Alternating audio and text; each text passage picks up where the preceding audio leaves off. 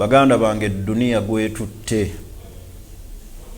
nabanga ajje Allah mbulamu bwe dunia tagenda jikungula na akhira. Nasomya amawulire gafulumye lunaku lwakuna mwabaddemu mwana muwala anoonyezza omulimu okumala ebbanga eddene paka lwe yafunye omulimu mu ministry ya finance ekwatagana n'ebyenfuna oba ebyessente.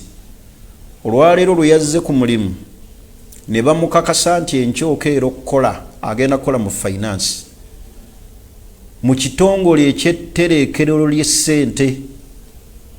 Bino byabaddewo wiiki ewedde ku Lwokuna.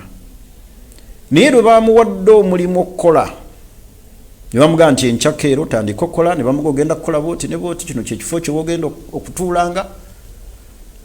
Olwavudde mu maka ayanguwa atuuke ku mulimu ku Northern Bypass teyasusseewo.